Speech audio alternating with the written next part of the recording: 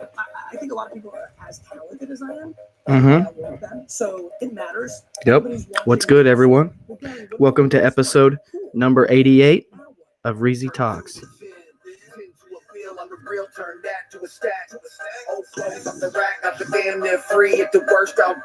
Double the money back.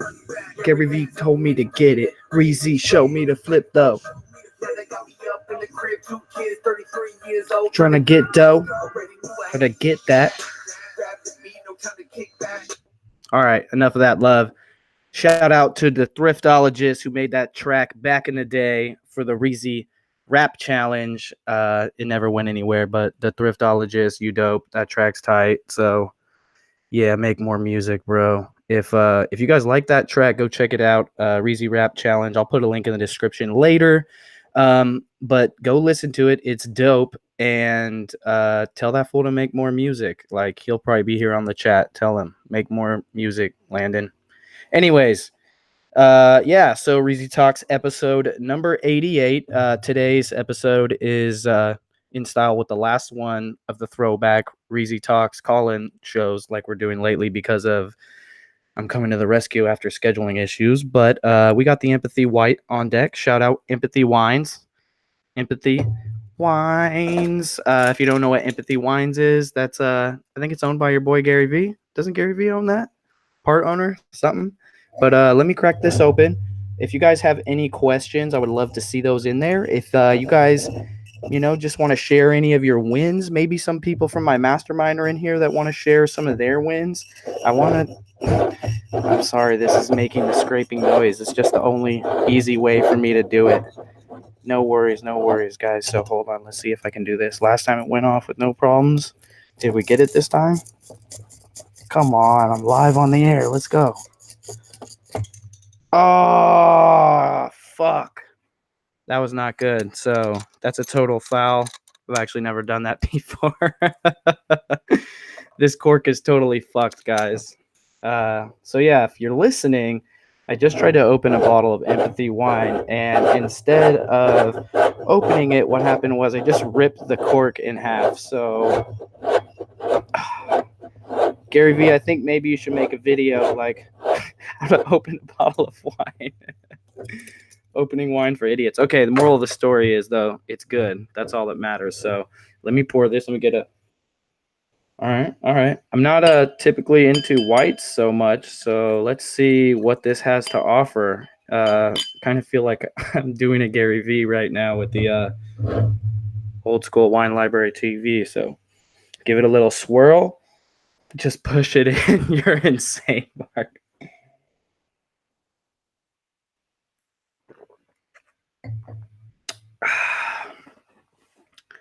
That was actually pretty mellow. Not like no dryness at all to the taste. I like it. We're in trouble, guys. So, yeah, let's start this over again. Reezy Talks, episode 88. Scraper Bike is in the chat. Ava says, when is the wine giveaway? Haha. Whenever Empathy Wines partners with me, if you're listening, marketing department of Empathy Wines, we should do that Reezy Empathy collabo. That'd be sickest. So when are you doing a meetup in Hawaii again? So next time I go on vacation and go out there, I'll definitely do a meetup. That would be awesome. Anthony Phillips, thank you. So real quick, guys, I'm going to talk about something before we start doing the call-ins, and this is basically what it is. So this last weekend, I had the honor of attending the grand opening of one of my really good friend Jordan's new store. He opened a skate shop, and I think this is the first time he's owned a store. But I've known Jordan for about 15 years. He was actually he was my manager at the last place I ever worked at the skate shop, the Santa Cruz skate shop on 41st Avenue. And the dude is just super rad, like nice dude, fun to hang out with, skate, like just had such good times with him. I learned a lot from him. Working under him was always fun. Like, he made the shop cool. The shop shouldn't have been as cool as it was, but just because he took care of the right people and because he positioned himself and the shop to be in a good light in the community, the shop prospered more than it should have, right? Because it wasn't that great. Just an all around cool dude. He went on to work for other companies, and he's like hooked up friends of mine that are skateboarders, that are amateurs, like that are, it's a hard life out here. He's put them on for getting flow products and stuff. So like, dude is the dude, right? And to see him achieve this dream of his, opening a skate shop, was really amazing. I can't even really put it into words. It was really full circle, because when I worked for him 15 years ago, that was kind of a dream of mine, was to work at a skate shop, right? And I mean, turns out it's just like a retail job, whatever. It was cool, had a good time. But this is like the big dream, right? It's your skate shop. It's your livelihood. You can do it how you want to do it. But just the way he did it is so sick. So back in April, he finally got a building in Sonoma, the town he grew up in, which he moved back to a couple years ago. Um, got a building on a nice street, 17400 Sonoma Highway. It's actually in Boys Hot Springs. And he had tried to get a series of buildings, and he was kind of almost giving up. And then he got this one in the last. And so he's been in there for like since April, nonstop, 18 hours a day, just building everything up with his hands, with donated reclaimed wood, and every little thing involved with the whole place was made by skateboarders, whether they're artists or, and they have like a thing in the back that he rents out for a kombucha place. So that subsidizes part of his rent, but there's like a kombucha thing in the skate shop. They're going to have coffee. Also, there's a ramp in there. He's going to do kids programs. Like, the vibe is just so sick when you get in there. And then just to be there on the grand opening day, and he sold out like almost half of his entire opening inventory on opening day, which is amazing. And just to see everybody that drove, hours and hours to come out and support the homie and drop loot on opening day. And just to see all the faces on all the customers and especially all the kids that were there that were super happy. Like, skateboarding changed my life. I could cry about this, guys. Skateboarding changed my life, and I believe it's a very powerful tool that can teach you a lot of life lessons. I learned a lot from skateboarding, and it's a very cheap thing compared to like pro level sports or whatever. And I just think that skateboarding is one of the best things that you could turn a kid onto. And so to see him doing that to others, I must have saw at least 10 kids buy their first skateboard, and that was freaking amazing. Like, just see that and just to see how he stoked them out. Literally, his job description is stoking people out. And oh man, the location is so perfect. It's right by an elementary school. Kids are going to hang out there. They're going to have kid programs. Like, they sell jewelry in there that's handmade by my boy Samuel Valensky Jewelry. Check that out, Samuel Valensky Jewelry, Instagram, website, whatever. But like, every little thing in there is from a skateboarder, and like, there's just so much cool stuff that's going down. He's taking care of the community, and like, he knows, he grew up there. There wasn't a lot of good stuff for kids to do. He grew up skateboarding there, and they have like a rinky-dink park that's not that great. And so to see him do this, to give back to his local community where he grew up, to give back to the skateboard community, and also just to inspire people to be able to chase their dreams, it's super inspiring to me. I basically think he's like the Walt Disney of Sonoma right now, because he's going to change a lot of people's lives with that. And not just his life and his family's life, right? All these other people. And it's just so sick, because money was never a thing. It was never the reason he did it. Like, if you don't know about skateboarding, but it like exists outside of the regular world. In skateboarding, no one cares about shit but skateboarding. It doesn't matter who you are, what you look, how much money you have, what kind of car you drive, how success. All anyone cares about is, are we skateboarding and are we having fun? Are you putting in hard work? Whatever. And so Jordan was never like this capitalistic, like, he sold some stuff on eBay, but he was just never into it. He wanted to just do what he wanted to do. And he just asked himself, what do I really want to do? I want to like skateboard and be involved with skateboarding and stuff and give back to the community. So the answer was the skate shop. And just, I think in today's day and age, a lot of people give up on their dreams and don't chase their passion. And so it's like, you've got to be brave to chase your passion and to put that, 18 hours of work for like 4 months in to get it done. So, but the end result can be worth it. You know, you want to have a life, you know, doing something that you like and you're taken care of, or, you know, maybe, I don't know, everyone's different. Some people want, you know, $250,000 a year and they'll do whatever job for it. They don't care.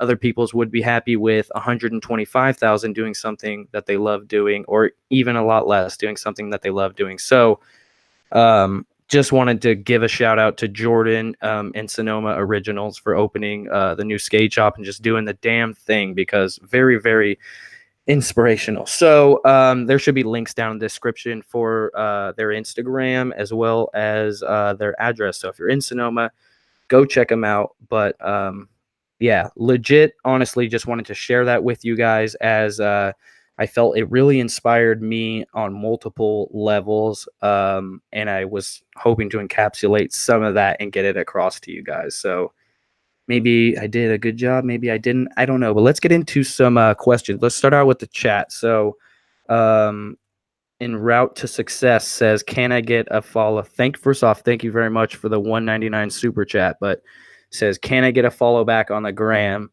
The answer is no. I'm not going to give you a follow back on the gram just because you paid me $2 on the super chat. The reason that I follow people on Instagram is because they provide value to me. So think about the ways you could provide value to me, and, you know, or they're my friends and family, or I'm, you know, trying to reach up to connect with them, or I genuinely like the content that they produce. Or maybe you make sick reselling content and I like sharing that to my story just because I'm lazy. You know what I mean?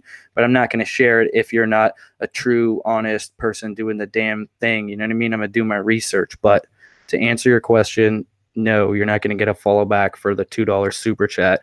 But I do appreciate. You know what happens if I follow you back, right? If I follow you, people see Reezy followed this dude, then boom, boom, boom, boom, boom, they start like, you know what I mean?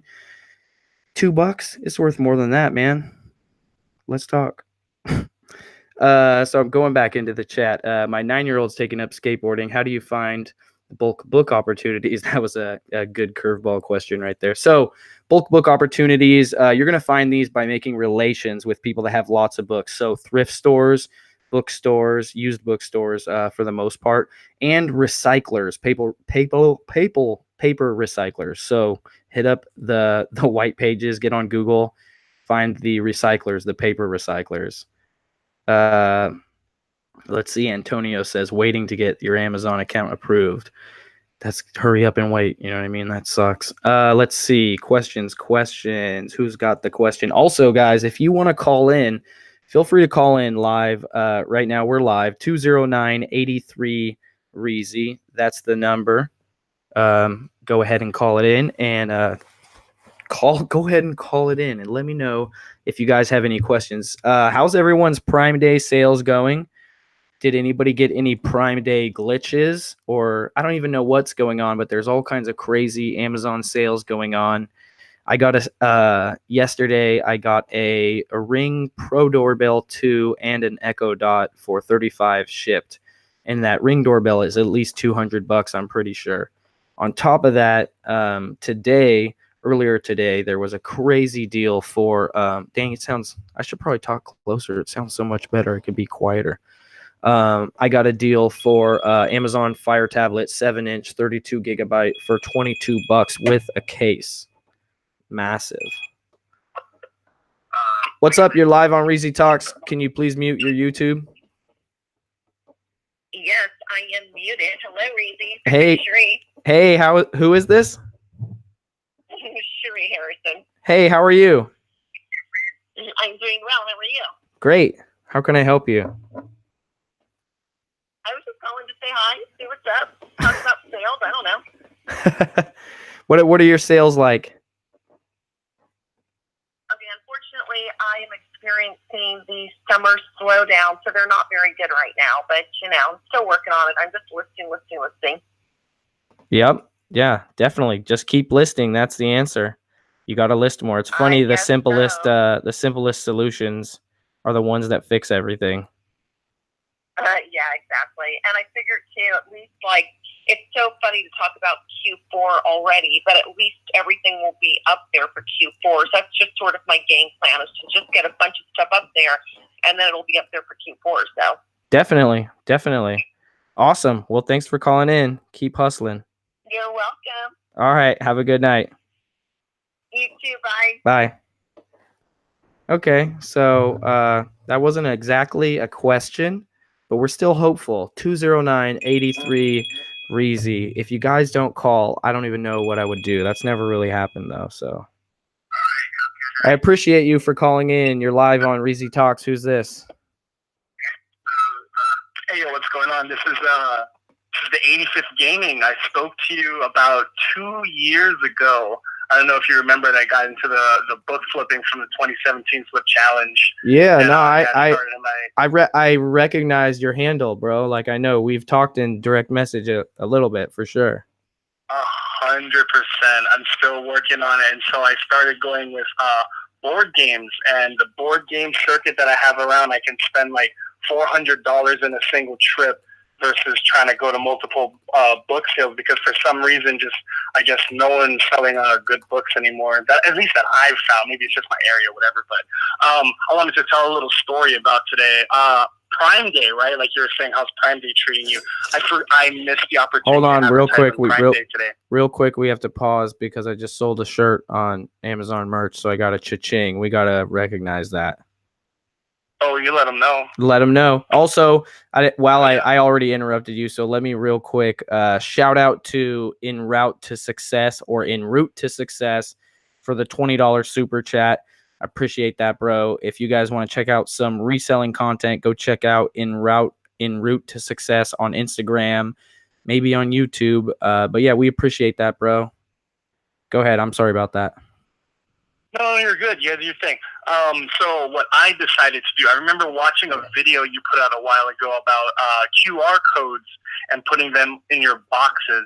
Yep. Right, and then it had an affiliate link. So I decided to actually execute on that, and I got a bunch of my stickers.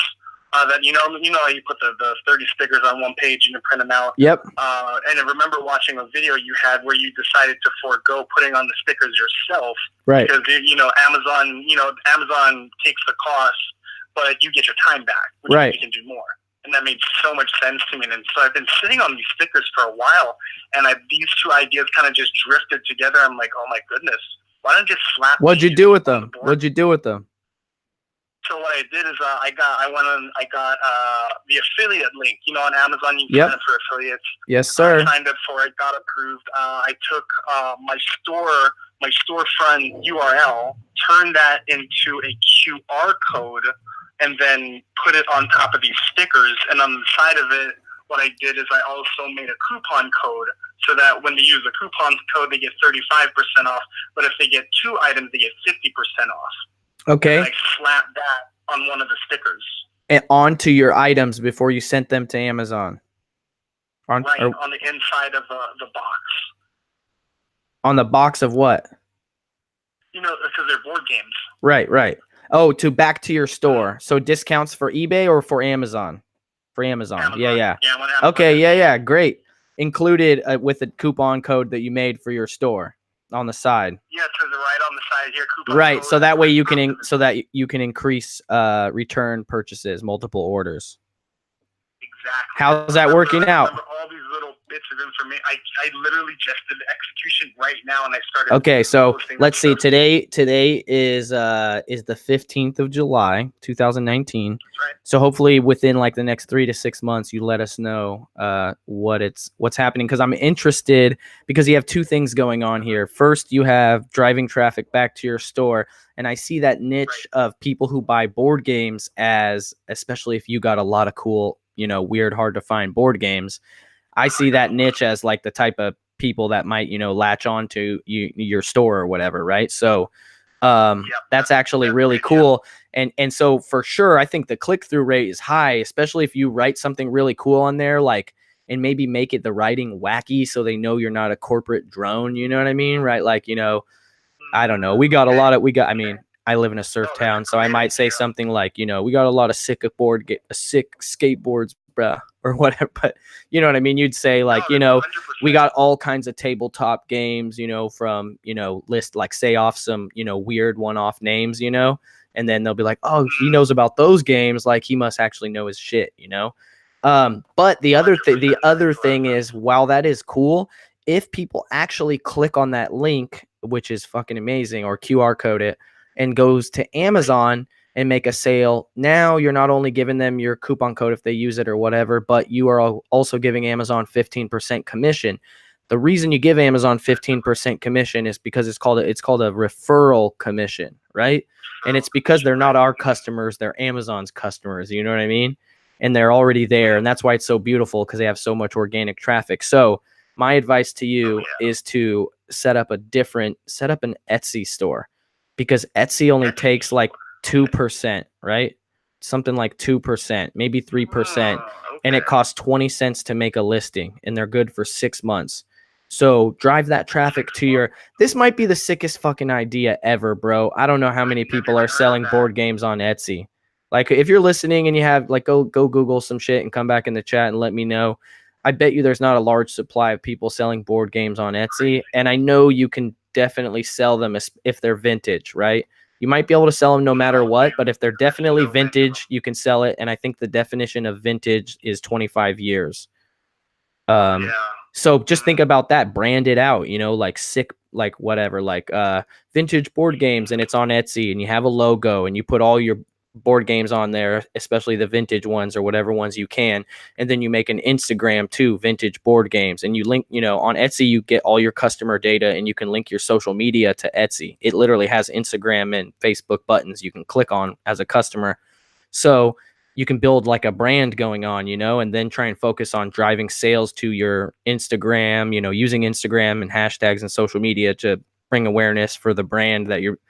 Dude, just build a brand around the vintage board games if you want to do it, and if you're into it, and then do it on Etsy. And eventually, if you get enough traffic on your own Shopify, the downside is that costs $30 or more a month, but you won't be paying any per transaction fees to anybody else other than the Stripe or whatever. Oh, I see. Right. They all got their different ways of monetizing the back end. Right. Well, I mean, it's too perfect though. Think about it. You like board games. Okay. You like weird, vintage, hard to find board games. So you follow dude who comes up on, who knows how he comes up on them, vintage, crazy board games. And then you maybe make a YouTube around it too. Vintage board game guy. I mean, do more, try harder than that, but you know what I mean, right? So, that makes 100%, yeah. I don't know. I know people that, my friend, Laura Pink Sparkle 80s, I believe is her name. 80. I hope I don't get it wrong. Anyways, she's a reseller and she sells toys, specifically like 80s stuff and older, but it's like she does a lot of direct sales on Instagram. Like I follow her and other resellers follow her because we're like coworkers, but people follow her who are clientele. And when they post, she posts a My Little Pony. They got to have it. You know what I mean? Like she might even have a clientele set up to where when she finds certain games, she calls this person first before she even puts it up for sale. Because this person buys all the cool shit you find. Right. And that's like making like a little network of people where you pick this game up, someone's already going to buy it. It's like you already sold it the moment you bought it. Yeah. I don't know, man. Maybe you're into games. Maybe you go to trade shows and set up your table with all your games and blow out all your inventory once a year. I don't know. 100%. I see what you're saying. It's cool though. There's a lot of people aren't into board games, and let me give out some tips for people who want to sell board games. You probably know this stuff already, but when you sell a board game, guys, you want to make sure obviously all the pieces are there. That's what sucks for the most part. But if all the pieces are there, don't fret. Some games are worth so much that the pieces alone are worth money. And why are the pieces worth money? Because people are buying them to complete their game so that they can make their game worth more money. So the inverse is true as well. You can buy pieces off of eBay to complete your stuff to make it worth more. You're going to want to rubber band the box when you pack it up to sell it, and want to put all the loose pieces in little bags so they don't fly all over the place. Also, you can sometimes contact the manufacturer. I've got a lot of success just emailing and being like, hey, and they'll be like, oh, we'll send you a piece. And they just, throw a piece in a poly bag and send you an extra piece. What else? Any other tips you got for board game sellers out there? I remember you telling me this tip actually a couple years back before I got ungated on board games, and is that to put void material inside of the board game itself. That way things don't go smashing around and all that stuff. But you already did the polybag thing. Definitely. I have a huge thing of rubber bands Oh, constantly. Also, Here's really make sure you always print the instructions out. So you don't always have the instructions, but you can just go to Google and type Monopoly instructions space PDF, and you'll find it, print it out, throw that in there. It's guaranteed to make your customer much more happy when they got all the pieces, they got the game, they got the instructions and everything ready to go. One more thing I wanted to add to that I started doing. So I wanted to make sure that the boxes were sealed, but if you use normal tape, you might cause damage to it. So I started using wall tape, because wall tape will stick to the surface but not cause damage when you take it off. So when the customer gets it, they won't like tear something off and do some more damage to it. You know what I mean? What are you putting that tape on the package for, though? The wall, because I just have the board game box itself. So you know how the flaps are loose at the ends? Right. Just to seal it up so it doesn't open for some random reason. Right, even though it's sealed, because they do be using that really soft plastic on the seals. Oh, they do that themselves on the other end? No. I just mean like the especially for older games, like the shrink wrap is very soft and thin. I see what you're saying, could come apart. Mm-hmm. Awesome, bro. Thanks. Shrink wrap, huh? Well, yeah. You could use shrink wrap. I mean, you could probably find poly bags, but also shrink wrap, or even shrink. I don't know how many games you're moving to get a shrink tunnel, which is an automated little conveyor belt. You just throw things in and they come out on the other side, shrink wrapped, right? It's like a heater and a wrap all in one. I'm gonna definitely take that into consideration. but for like $150 you can get, or less maybe, you can get a thing that's essentially a giant arm that holds a giant roll of plastic wrap, right? Stretch wrap, or whatever, shrink wrap, and you pull it out, and then you put the item in, and you draw down the heat bar arm, and you cut it, right? And then you put the heat bar arm down on all four sides of the product to make the bag real tight against it. Then you pull out the hot air dryer and you shrink it. You know what I mean? Then it's sealed. So that's also another way that you can present your products really nicely. Imagine you put a little placard on top of the board game that's like, hey, if you have any problems, let us know, or if you appreciate your order, leave us 5-star feedback, and you put that on top of the game, just like a loose piece of square paper, and then shrink seal it. Presentation's everything when you're trying to build up a brand. Maybe not so much on Amazon, because they're not our customers and you're not likely to get a lot of repeat customers. People aren't likely to bookmark your store or whatever. But for this type of thing, like I was telling you, man, it could be a big deal. They're only getting harder and harder to find. No, you're 100% right on that. That's a good idea, the Etsy execution. I'm going to keep that in mind, Reezy. Yeah. Thank you, man. Have a good night. A lot of people be slipping on Etsy, man. Don't be slipping. Talking to mad people. Etsy is the jam. It's a different kind of marketplace, guys. It's not like a marketplace where people just go to get some shit. It's usually something important. You're live on Reezy Talks. Who's this? Yeah, so for Reezy? Yeah, this is Reezy. What's up? Hey, Reezy, what's going on? Hey, I'm just kind of curious.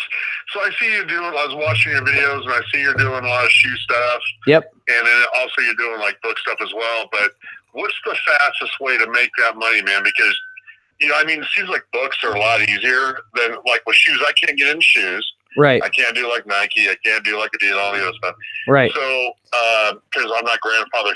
Right. But that's where I want to go. That's the... Yeah. That's so the main have you looked into other marketplaces like Poshmark or StockX or Goat or I don't know, maybe even Mercari, but eBay also? Yeah, what I did was I got onto Poshmark, but it seems to me like I don't really know a lot about it. I just know that you can list products and stuff. I'm not sure if books are really going to move on there. Or No. not. I was talking about shoes. I was talking about shoes as a way to sell shoes, not on Amazon. Oh yeah, I'll tell you what I did. I put a couple pairs up there, some old Batman shoes Right. for kids. Right. I did that, and so that hasn't been touched at all yet. Yeah, well, you got it. I haven't gone out and bought shoes yet. Right. So there's a couple episodes on my podcast that I've done, and you guys are gonna have to help me out in the chat. I know I did one with Reezy now. and Lindsay Rinzy, RNZY now, I believe, on Instagram. They have a YouTube as well, and they don't sell on Amazon. But they sell on every other website. It's a really inspiring couple. They sell new shoes and used shoes. They sell direct to their customers on Facebook Marketplace. They'll drive out and deliver shoes. They do eBay, they do Poshmark, StockX, Goat, and tremendous resource of information. But they've had a lot of success, not on Amazon. And I've had several other people that I've interviewed on my show that have, made a considerable amount of money selling not on Amazon Nike shoes. So it's possible, but if you want to get in the game, I recommend just hitting books as hard as you can. And I've known several people to get approved to sell Nike on Amazon within 6 months of selling nothing but used books. But when I say 6 months of selling books, I mean 6 months of really selling books to where, they were making enough to make a living off of it within 30 days. And then they were working, 10, 12-hour days every day for 6 months. Yeah, hitting several stores like the Goodwills probably sending out 100 to 300 books a week every week for the whole time. Yeah, exactly. That's why I'm trying to get that point. And thanks for that. Just one other thing, real fast. I saw a video in here somewhere about selling. Some guy went to what is it, Dollar Tree or Dollar General, whatever it is, and they found like a name brand toothbrush or something. And, right. But he said you can't sell it because they're going to ask for a receipt or something like that? No, that's bullshit. No, that's all bullshit. So, what is that? So let me clarify it with you real quick. So there's a lot of confusion for new sellers between the difference between whether or not you're allowed to sell an item, which literally if you scan something with the seller app and it says you can sell it, that's that. You can sell it or you can't. It will tell you right on the seller app, right? Or when you're listing, it just won't let you list it. And proving authenticity of items, right? So if you sell something and Amazon says, hey, this isn't authentic, you need to prove that it's authentic. You can use a retail receipt for a new item from Target, from wherever, to prove, as long as the receipt says on it, what the item is, or you correlate that number with the item tag, with the photo evidence or whatever, you'll be good. And so people confuse those two things because receipts will not get you approved to sell Nike, right? From the Nike store. But if you can sell Nike and a customer says this is not a real Nike and you say, yes, it is, here's my receipt, then Amazon will approve that. There's no problems with them using retail receipts to prove authenticity of items. Okay. Right. And I'm sure you've seen those videos out there where because I saw it last week and I'm like, what the hell? And I don't remember Reezy going over this. And I can't lie to you, it's because I just had an Amazon thing pop up about how to sell on Amazon. I'm like, okay, I'll watch it. And that came up. I'm like, that doesn't make much sense. So that's why I called in today, and I thought I'd ask you about that. Yeah, no worries. Real quick, right now in the chat, Craig Spoon said that he's been selling books for 4 months, and he just got ungated for Nike. So the thing is, nobody knows, and if anybody tells you they know, they're liars, because trust me, I'll go live on YouTube and shout it from the mountains as soon as we know. And then as soon as that happens, Amazon will change it, and then we won't know again. So, but the thing is it how much money you made, or is it how many units you've sold? Is it units sold in 30 days, 60 days, average of 30 days over the last year? Nobody knows. I can tell you that you need to be very serious about your business and just push it to the limit, hard as fuck. And within 6 months, you'll get ungated for almost everything. And books are the easiest way to. Because you said 30 days. The one couple was doing 10 to what do you say, about $100 a week or something like that? Right. And already they're making enough. I'm not sure what.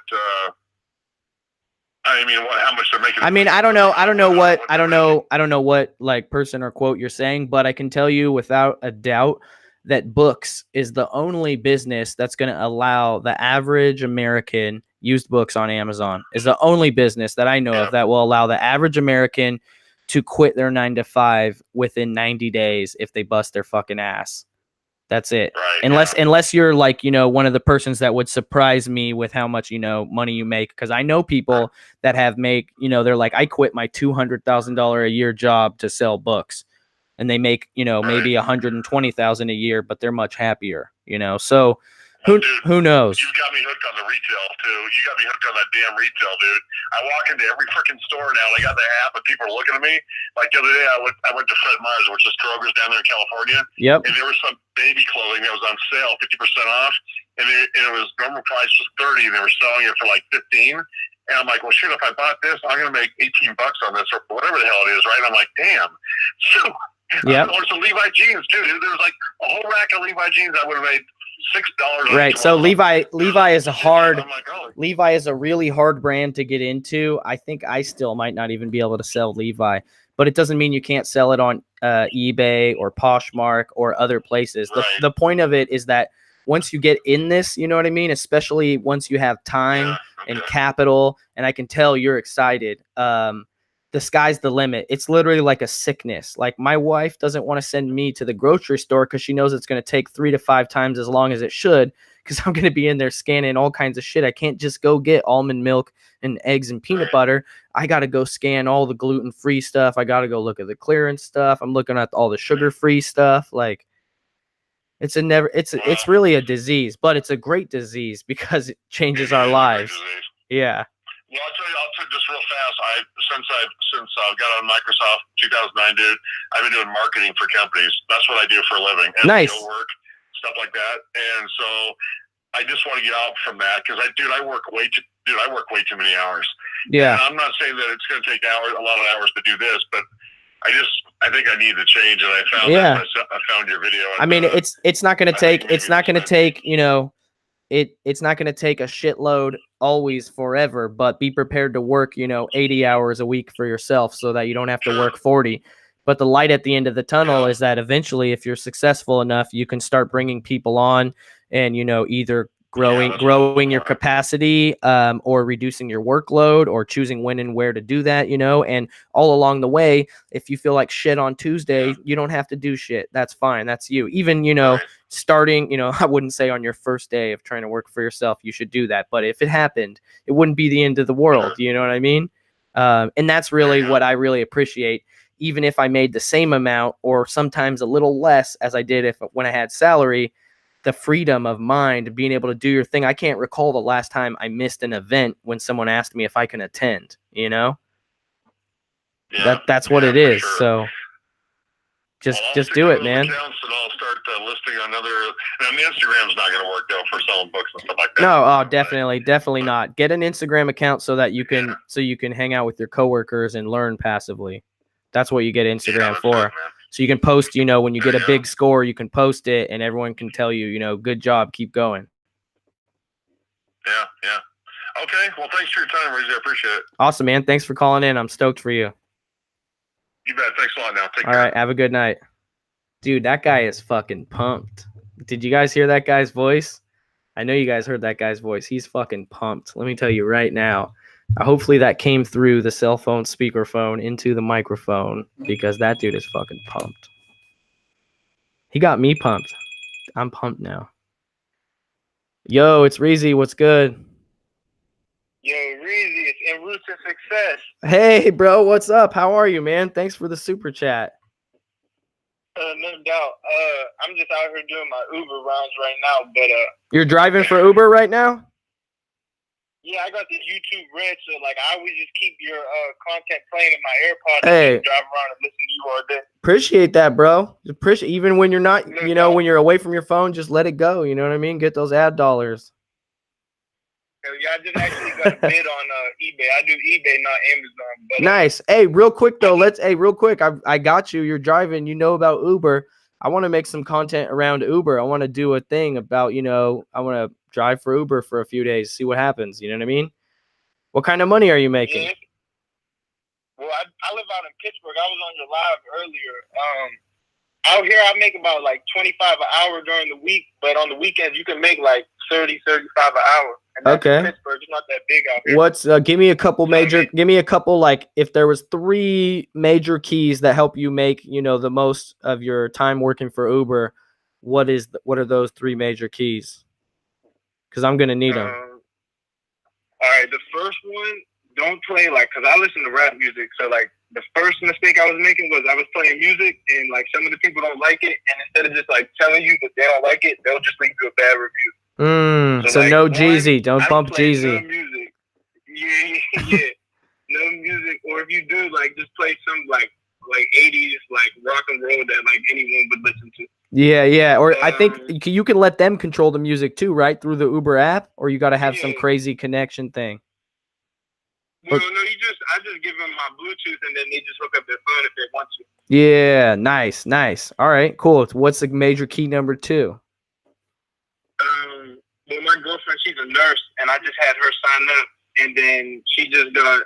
Well, she actually didn't make any money off it, and I thought she wouldn't have, but I made $500, so we're gonna go on vacation next week. Yeah, because of the referral fee, right? Yeah. All right, so are you pushing that referral fee at all? Yeah.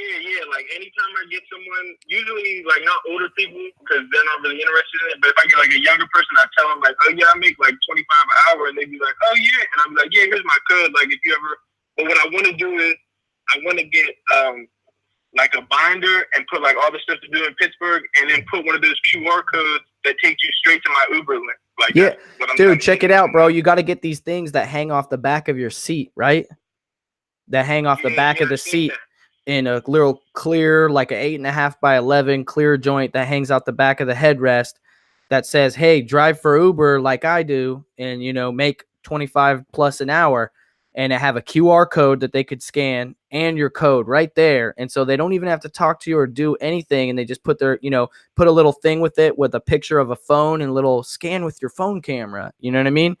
And because that's built into your phone camera now on Android and iPhone.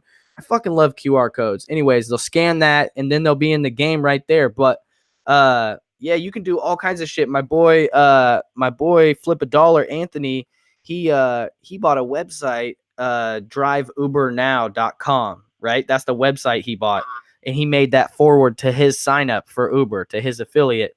And he tells people all the time, and even made little stickers that he put up on the front of businesses and stuff that's like driveubernow.com, join Uber, drive for Uber. People think it's a real thing. You know what I mean? Same thing with the QR code, because they ain't recognize the fact that that's your affiliate link. It don't look funny on the end, right?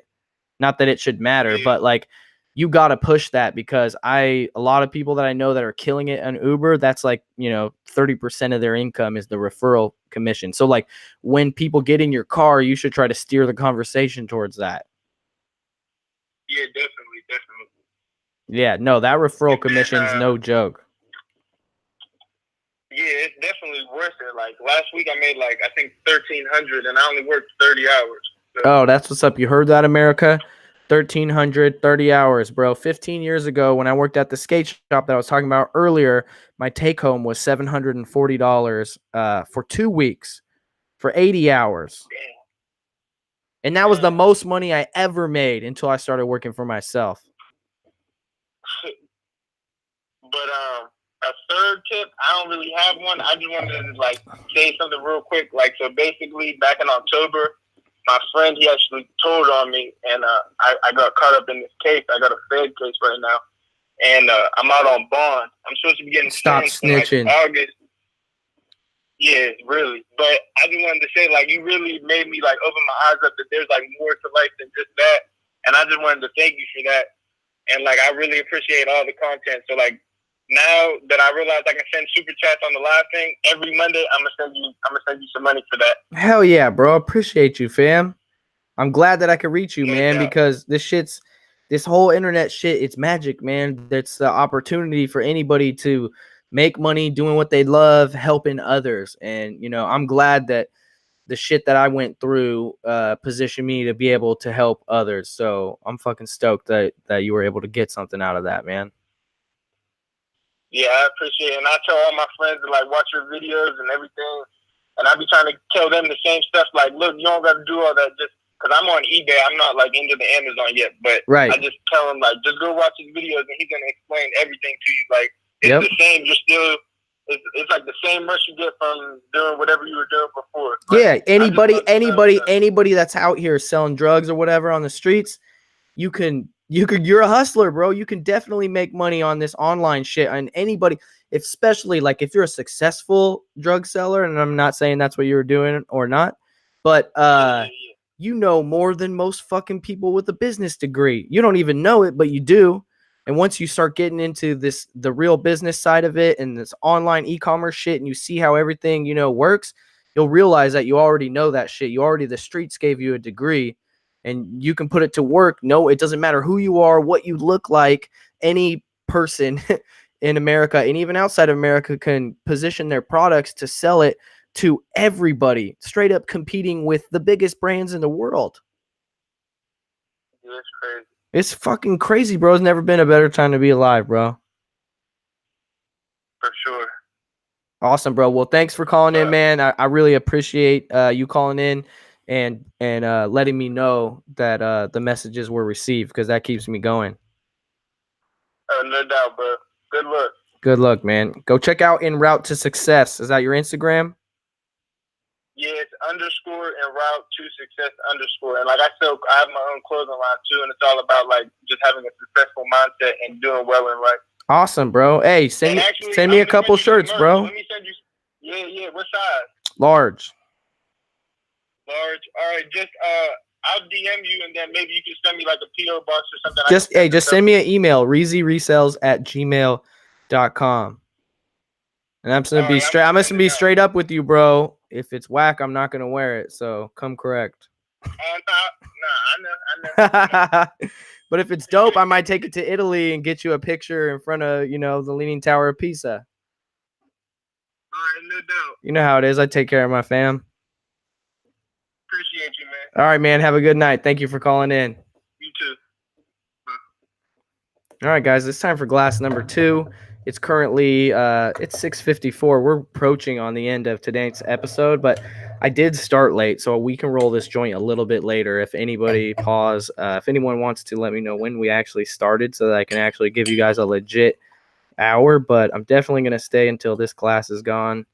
Wine is weird. At what point is it too much in the wine glass? Do you stop pouring? If you're listening, I just poured another glass of amazingly delicious Empathy white wine from Gary V. Go check it out at Empathy Wines. Do you stop pouring when the quarter pipe goes vert? When the glass goes vert on the edge, is that when you stop pouring? Hey, Corey. Yeah. When you pour a glass of wine, how full are you supposed to fill it?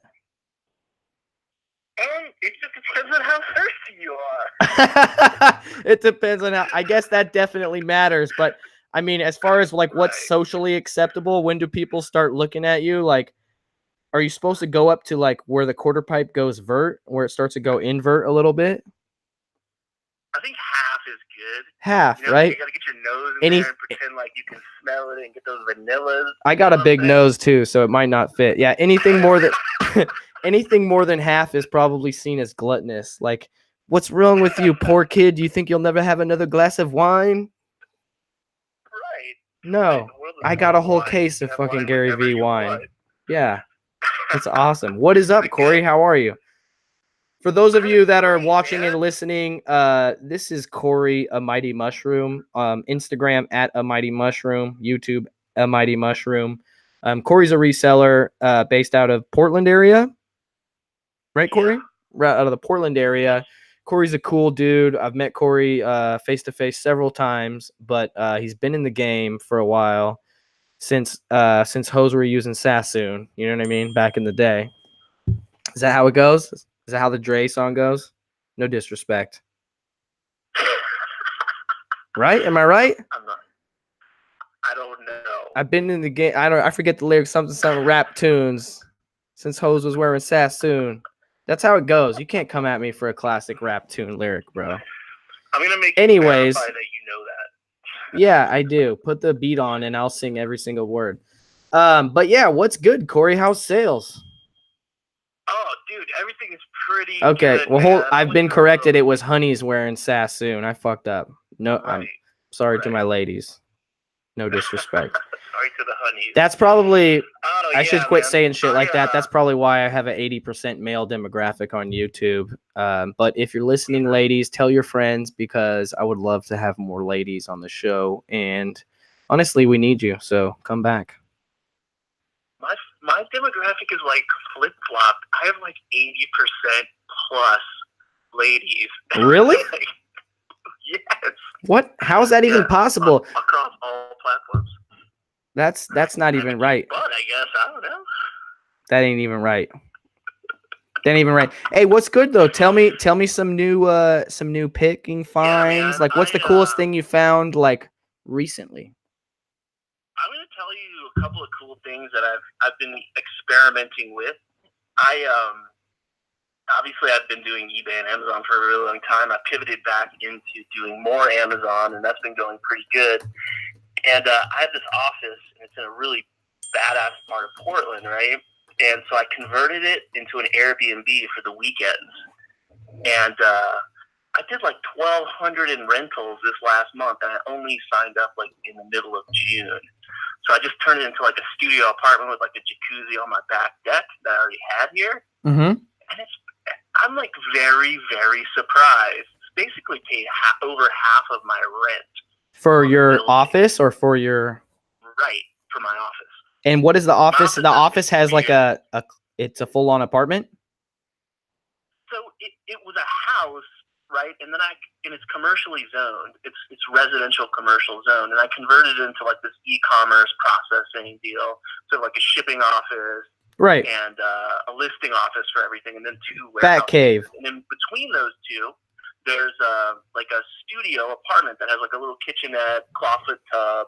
I put in a shower, and then we have like a back porch that I was just chilling in my own hot tub. And then I'm like, well, maybe I could make some money doing that. Is the hot tub is at the office? Right. Yeah, I have a hot tub at my office. That's fucking dope, bro. That sealed the deal for me. Right. No, I love this place. I've been in negotiations to buy this building for a few months, and it's been a bit rocky, but hopefully by the end of this year we like figure it out. So how many or what was your occupancy percentage for that 1,200? So how many days? So yeah, like I think I charge a $25 cleaning fee. So if somebody rents it for one day, I get $100, so it's like $75 plus the 25. Mm-hmm. And then if they can rent it up to 4 days, like like the long weekend, right? Like Thursday, Friday, Saturday, Sunday. Mm-hmm. And then And do you do the cleaning yourself, or do you hire someone? Yeah, I mean it's such a small space. If I really needed to, I have somebody on deck who could do it if I couldn't. Right. But I've just been doing it myself, and it's not a big deal. It just takes me an hour or two, and it's okay. It's not bad. Right. It hasn't been bad. No one's been. I don't know how it's going to be in the long term, but like everyone's been pretty cool. So I have this thing where I check everybody in.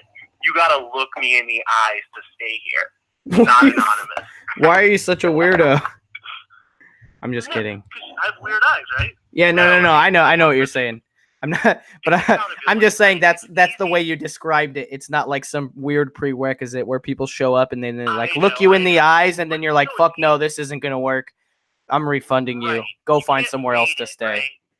Right, exactly. Like you're not staying here. You're not staying here. Like garbage or whatever. Like, why do you smell like a dead armadillo? Your kind's not welcome here. You're kind. No, everyone's been really awesome. Thou shalt not pass. Thou shalt not. You have to come to Portland and check this building out, and you'll see it is a peculiar place.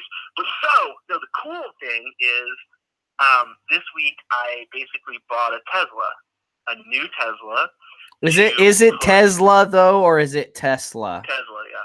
Is it Tesla or Tesla? Tesla. Tesla. So you're saying it rhymes with Pez-da. Right. Pez-da. I don't know if I don't know if I agree with that. Live chat, can you let me know if it's Tesla or is it Tesla, which rhymes with Pez-da? I don't know, man. Let's continue. Go ahead. So I'm diving in, dude. I bought a new Tesla to put on Turo. A couple of buddies of mine who've done it. Mm-hmm. Here in Oregon, you have $5,000 cash incentive from the state, plus your tax credits, and yep, you have accelerated depreciation now. Which model too. did you get? So the 3. How much did you put down? 15. Okay. And so basically to service it, it takes renting it out 6 days a month, right? You mean to meet your payment? To make everything paid. That's fucking sick. That seems easy as fuck, especially since it's like one of the top like in demand cars. You can't even get one here most days. So the story was like they opened up a fast charging station about half a mile from my office. Also, the Tesla office is across the river from my office. So if I was to urinate across the Willamette River, I would be urinating on the Tesla dealership. Technically, you'd be facility. urinating on the Tesla facility. The chat confirmed it. It's Tesla. But they're not. They're not right, and that's okay. It's okay to not be right and think you are. I don't know, man. If you're trying to gain some followers here, I don't know if that's the best move. I don't care. You know me. I don't really care about followers. The guy that titles his YouTube live streams literally like "Pizza is good." That's the title of your live stream, and it's like a 3-hour live chat with like 5 master resellers, and the title is "Pizza is good." Go on his channel if you go on YouTube and search A Mighty Mushroom, and you'll find like countless shows with stupid names that clearly demonstrate he doesn't give a fuck, but with massive amounts of knowledge from, like 5 resellers that have been in the game for like 5 years full time minimum each at least.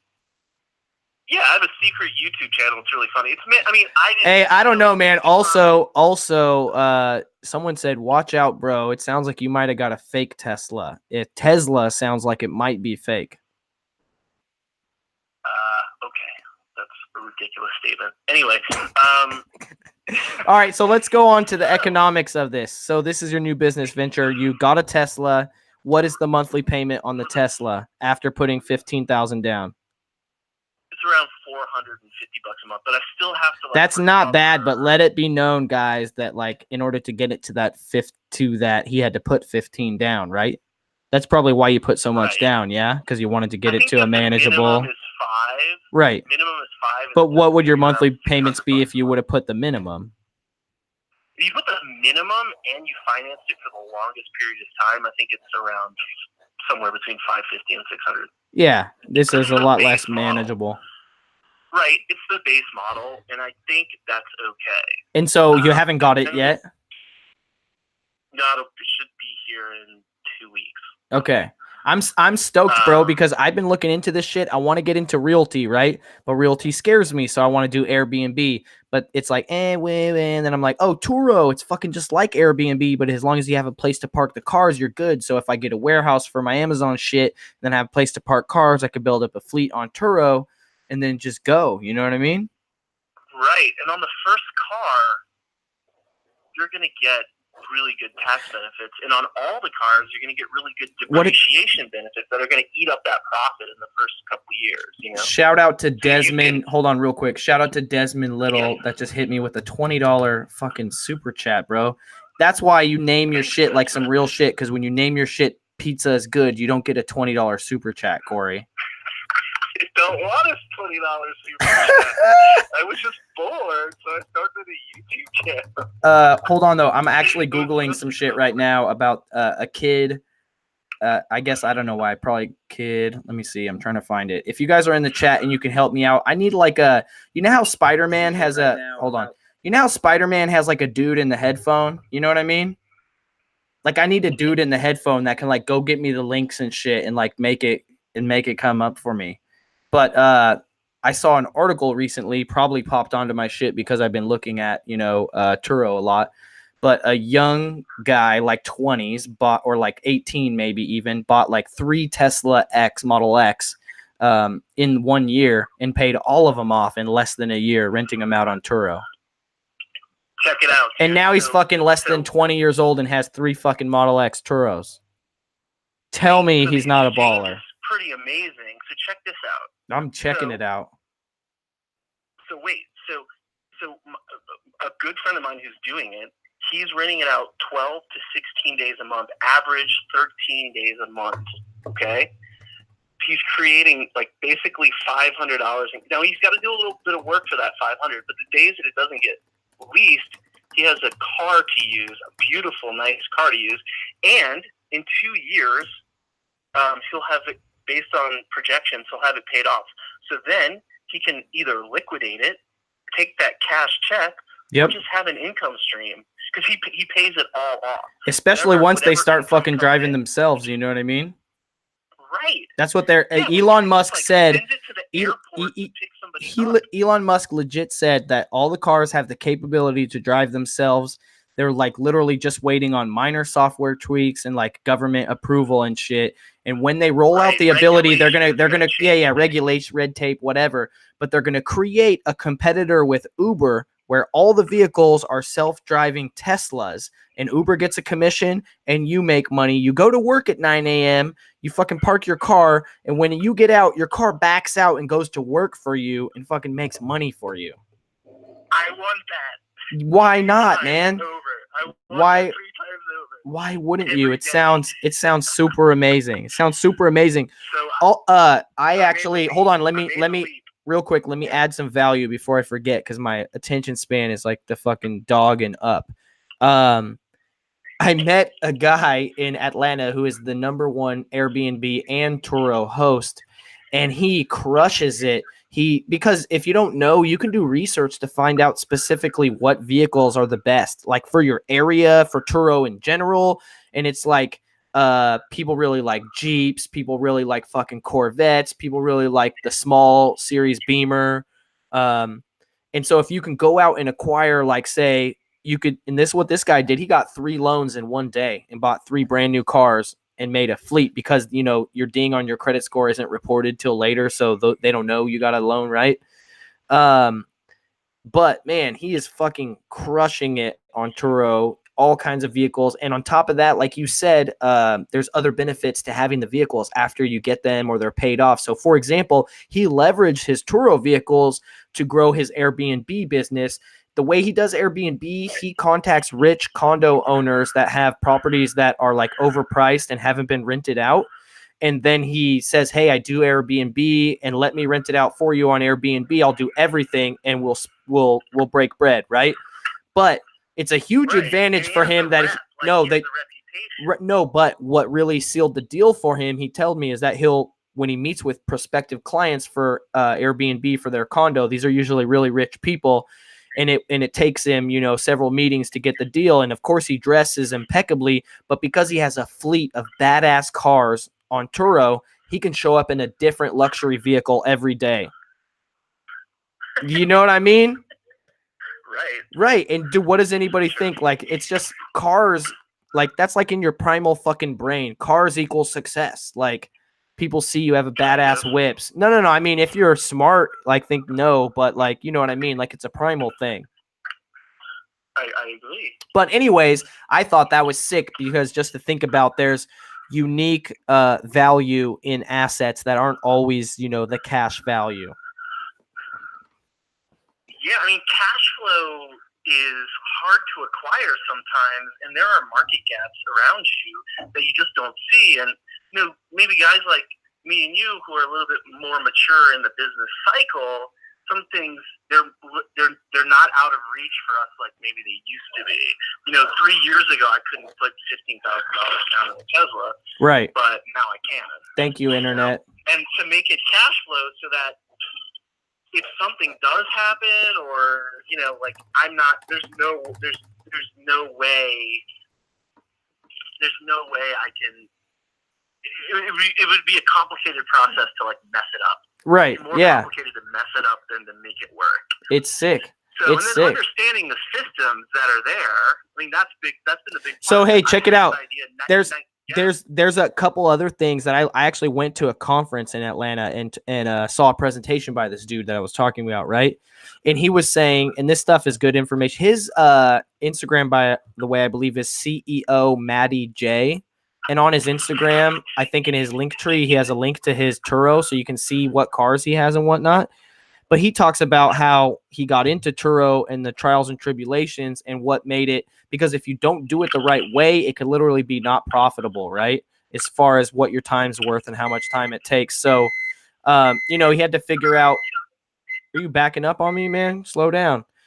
He had to figure out, you know, what kind of software and technology or whatever to pop the doors remotely, so you could leave a key in the car and then they could just go to the car and you could say, "Oh, you're there. Let me pop the door for you," and then they can get in.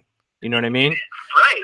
Right. Yeah. I mean, And also other little things like you don't use the insurance that Turo provides because that's a hustle. You have to get insurance through your own provider. And I think Budget Rentals will provide insurance for you for your Turo vehicle for like $7 a day. But all of these little things that you have to understand to minimize your time investment in each rental to make it worth it. your risk, to minimize your risk and Right. maximize your gain. Well, I mean, imagine you make $100 for a day, and then imagine you make $100 the next day, but it requires, 3 hours of your fucking time. It's a totally different thing. Right. I mean, depending on what kind of mood you're in, 3 hours for $100 and who you are, it might not even be fucking worth it for you. Yeah, it's not worth it for me, for sure. Right. But creating a system Systems. where I understand how these systems work and how you could possibly leverage and scale them is really interesting to me. So, like, when the skip scooters and all those scooters came into town, Yep. I actually went out, like, charged them and figured out how they worked and, like, did some calculations. And was like, all right, I kind of want to analyze this business So model, yeah. you So know? you And signed on to you actually made money charging the scooters. I mean, not much. What was cool about it, somebody told me if you signed up as a charger, you could ride the scooters for free. Nice. Nice. But I also I wanted to see how it worked, and if something like that could be profitable, because if it could be, then I mean, why not, man? I'm always into checking shit out. Like, I mean, I literally sign up to fucking people's email lists, not because I want the emails, because I want the value, but because I want to see how you write your sequences out. What's your copy look like? What's your email sequence look like? I don't read, I'm just like fucking archiving all of them. And then when you stop sending me emails, I'll go and look at them. And then I got your whole thing. And that's called research. Invested companies work. How does a company valued at $200 million that rents out jank scooters, like, how does that work? Like, I want right. And also, there's a bunch of things going on. I thought they had like tension with different cities that are basically saying they're littering by dropping off their scooters in the cities. They found 60 of them in the river 2 weeks ago here. Yeah. And it cost the city like almost $500,000 to get them out of the river. Obviously, they're full of like, God, who knows what's in those things? They're made in like random. I would love to see an interview with the guys that did that, like Bird Scooters or whatever the fuck they're called, because this side note, every time I drink wine, I cuss way too much, so this episode might get demonetized. But you scold me, so I've not been cursing. It's all good, right? It's all good. We're on Reezy Talks Live. Reezy Talks Live.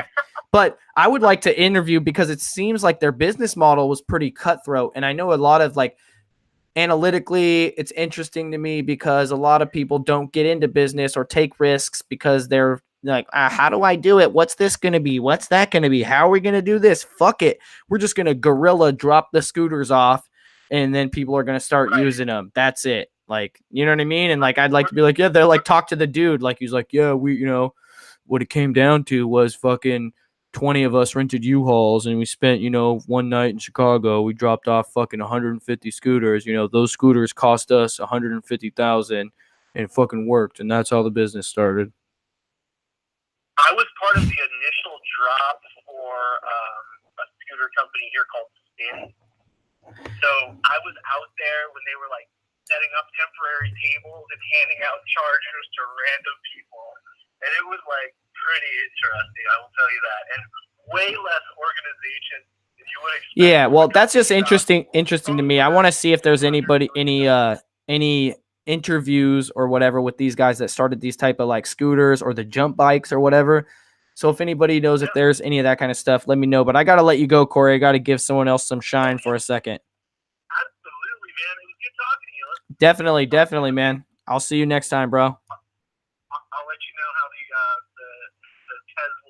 the Tesla. It's not a Tesla, bro. Get with the program. It's Tesla.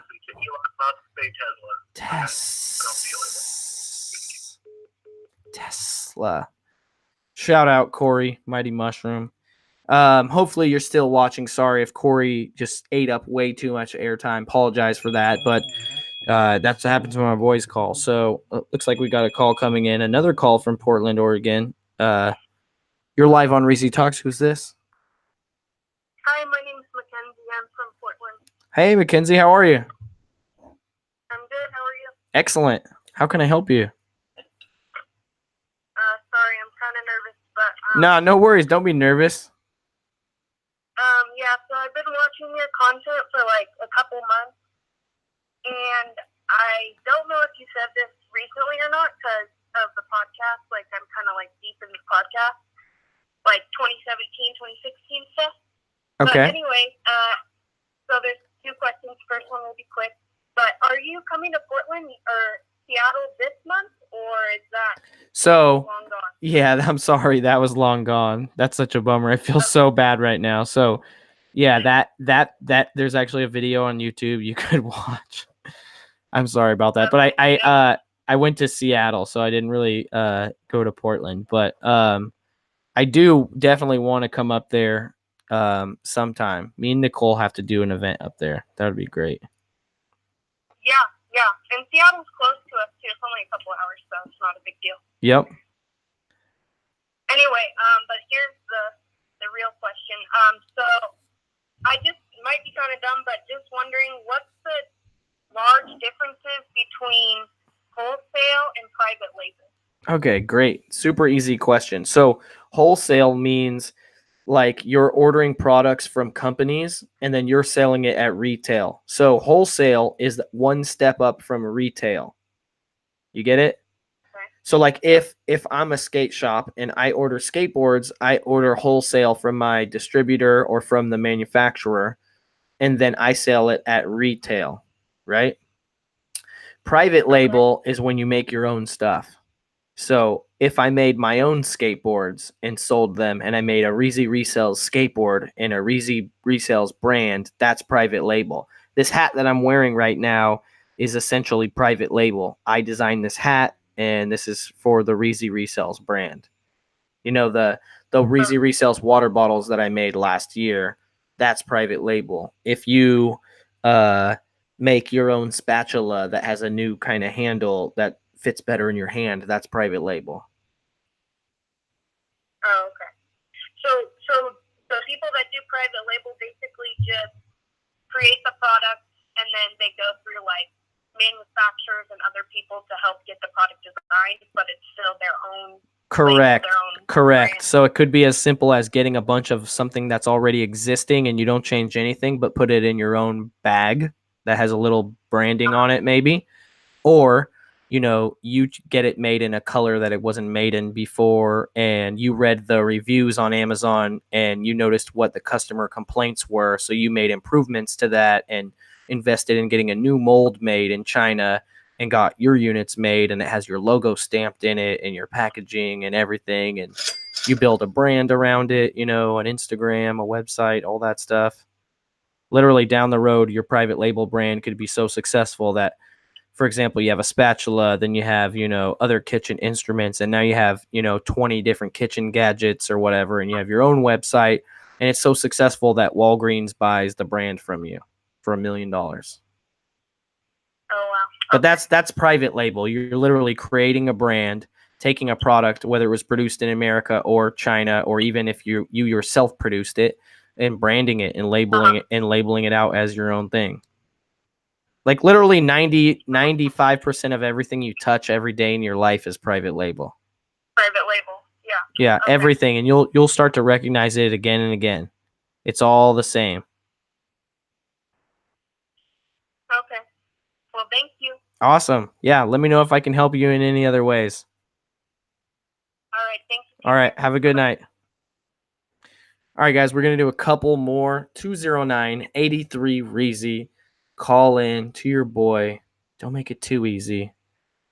I need to come up with something else that rhymes with easy. Reezy, breezy, steezy, sleazy. That's not going to work. Cheesy. That could work. Definitely cheesy. Cooking show chefs do private label, selling their pans and shit. Yeah, that's tight. You're live on Reezy Talks. Who's this? Oh, this is Nick Regent. Who's this? This is Nick. Hey, Nick. How you doing? Good, man. A little strange because I got through. Awesome. How can I help you, brother? Well, man, I guess the format is I have a question. I'm having problems. Like, I just celebrated my 3 months being online on the 8th, and I started on eBay. Yep. And I set a first goal. I was like, man, if I get like extra $100 a week, that'd be dope. Yep. And, fuck yeah. That came in with days, and then I went up to 500, and by the end of my first month, I got 2,000. Nice. And I just been setting new goals, 20 or another $500 on top of that, and I just got over $3,000 on my third month. Congratulations, so bro. I jumped in Amazon with watching. Thank you. Then I jumped on Amazon, watching your content all the time, some other people, and sent my first shipment in about, a month and a half ago. And it was all stuff I got from arbitrage, from like Walmart clearance. I put in like 275, and I think I just got lucky and got some really good stuff, and got back paid out, $1,000 off that stuff. Nice. So, from there, man, I'm addicted. You guys are right. You're addicted. So You're right, man. what got you in the game? Was it my videos? You were up there. I mean, you want me to name out the other ones up? Yeah. Go for it, man. There's no hate, no shame in the game. You, Steve Rakin, and then I watch what's the name? Ryan. Rally Roots. Rally Roots, yeah. So you guys are like the top three, or your guys' videos come on my phone when they come out, and I have to watch them right away. Hell yeah, bro. I appreciate that. Hey, no problem, man. I appreciate you. That merch is dope too, man. I want to get some of that. Bro, pick it up. If you want to grab one of these hats or whatever, use code Reezy Ninja to get $7 off. So I think that comes out to be like $23 shipped, which is a fucking a killer deal for a Yapoon classic snapback with the sick embroidery. Hell yeah, dude. I love that. The thrifter. Dude, I get so many compliments on this shit. It's ridiculous. Yeah, exactly. I'm legit. Dude, I'm your legit. merch is the coolest out of anybody's. I'm telling you. Appreciate that, bro. I try hard. I'm legit proud of it. I don't make a lot of money off the merch, but every time I sell one piece, I'm proud, someone's going to wear it, It's just cool, man. People want to wear shit that I made, you know what I mean? It's fucking cool. I bet, man, but you add value to people's life every day. And like me, I want to get it just support you in the way I can for what you do for me. I appreciate it, man. And to be real, shout out Gary V. That's a perfect example of the thank you economy. That's how it works. When you give value to people, they appreciate you and they want to say thank you, so they use your products or services. That's just how it works. That's another person you got me watching too is Gary V. And I'm jealous of that signed book you got. That's awesome. Well, if you're jealous about that, you're gonna be extremely jealous about some shit we're cooking up for the future. So this is a first time I've ever talked about it. I haven't talked about it openly. I'm not really gonna give you any information, but just let you know I'm cooking some shit up with Gary V, and it's gonna be massively amazing. So stay tuned, alert for that one. That is tight, man. I look forward to seeing whatever it is. I know it's gonna be great. Awesome, man. Well, hey, thank you for calling in. I wish you nothing but the best, man. And just another thing, just you talking about networking, reaching out. I met this one dude off of Facebook Marketplace. I was just making a pickup. Yeah. Something to resell. And we just got to talking. I had my car full of boxes that I was shipping out that day, and we got to talking, and turns out he owns a video game store, and I've met him 2 times, and he just gives me all this stuff. If he likes to buy, he doesn't like to list.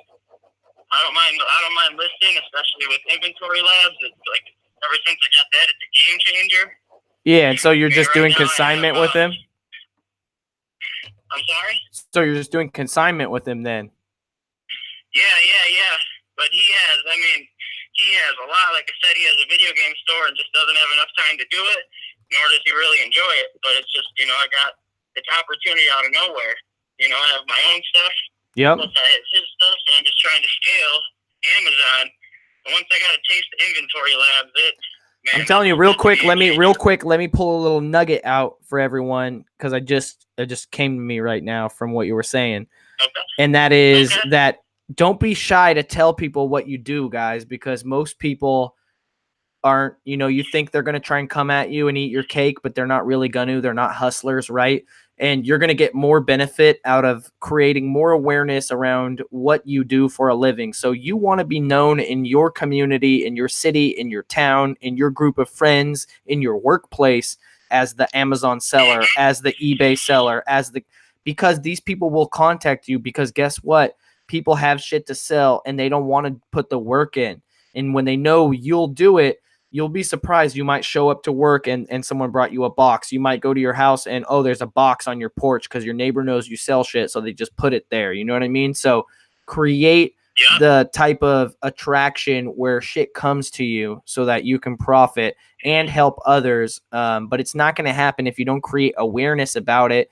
And you have to put yourself into an abundance mindset, because if you have a scarcity mindset, you're going to be too scared to share that type of shit. But the reality is, people who are workers, most of them are workers. I can tell 1,000 people how to quit their job, and I bet only 3 people will do it and quit their job. It's sad, but that's just how it is. So, you know what I mean? Let everyone know. Man, I'm getting there. Awesome, bro. I'm working on it. I have a game plan to get there. And, like that opportunity right there, that's opportunity from nothing. I don't have to invest any of my own capital. That's just free money. All I got to do is put in the work. Yep. And on top of that, I have my own stuff that I'm fine too. And Right. just the way that I'm able to grow. Amazing, man. I just wanted to thank you. Yeah, dude. Well, thank you for calling in and letting me know, because I've said it before. I said it a million times. Like, this shit gets me pumped up when I get feedback from people that I've helped. So, and I appreciate that, because that shit keeps me going. So I'm more pumped up than Austin Powers right now. And then all the people around you, your loved ones, they look at you, start telling your plans a little bit, and they get a little scared, like, I don't know if you should go down that road. And that just adds fuel to the fire right there to make Exactly. Well, who cares? Because you can always go back to having a job. The thing is you have one fucking life, and you don't want to just wander or stumble through life, letting the wind blow you wherever you're going to go. You know what I mean? Make some wings, catch a fucking draft and fly, where you want to go, glide over somewhere, like life is, it's too short, man, to not take risks, to not try to be great, to not try everything that you have an opportunity to try, and just see if you like it. Are you good at it? Like, you can always go back to the easy shit. If you're a hard worker and you're a good person, people will always give you opportunity. And so put yourself in that position so that you can be less scared to take risks, because you can always go back to, that for sure shit. Like, you can always get a job, don't burn any bridges, but like, don't think you can't do it, because you can, and we only have one life. Like, to me, it drives me crazy, people that are sedentary and, just blow through life like a leaf in the wind and take what they can get, when the reality is we can control this universe that's around us. All of us can orchestrate and literally create the universe around us. Whatever we want, we can fucking make it real. And people don't understand that shit. And that's kind of what I'm trying to do, is like, not just, hey, you can sell on Amazon, you can make some money. Is like, look, once that happens and you get the pressure off from fucking having the 9-to-5 rat race, then you can think about, okay, what do I want to do with my life? You know what I mean? And that's where the magic can really happen. And if you don't ever take that risk, you'll never get to that spot where you can say, what do I really want to do with my life? Because I think that's what all of us really want, is we want to be able to ask ourselves, what do we want to do with our life? And then be able to actually do it. Because it's kind of maddening to even think about what do I want to do with my life when you aren't capable of doing it currently and don't know how to get there. You know what I mean? Yes, sir. I don't know, Hey, man. I think you make your own luck. If you have the desire. And I finally had told myself, I'm tired of building somebody else's dream. I want to build mine. Yep. Amen. Time for mine. Yep. What's the worst that can happen? Nothing. The worst that can I'm happen gonna is let that happen. you go back to where you were, and you're always going to go forward. Exactly. So we're not scared to go back a little bit. Hey, thanks for calling in, bro. I appreciate you. All right, Reezy, you have a good one, man. All right, man. Thank you for calling in. You too, bro. Hey, no problem. All right. We do one more. It's going to be the last call of the night, guys. I do have a sizable glass of wine to finish still. After this, though, we got the Reezy Ninjas Patreon Mastermind weekly live chat. So if you're not a part of that, I'm sorry, but you have opportunity to be a part of that.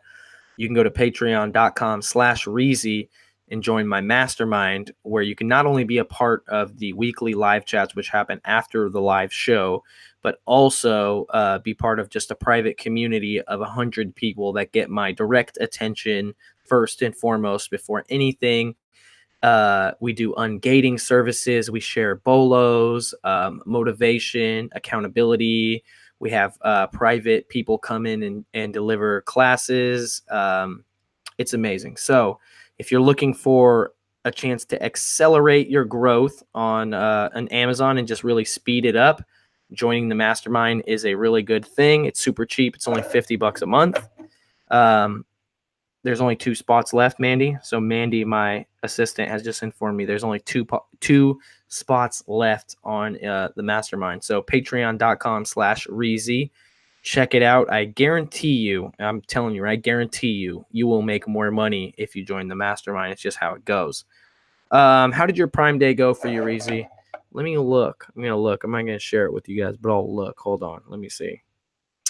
If you guys want to call 209-83-Reezy, give me a call and let me know. So I can tell you right now that sales are up about 50%.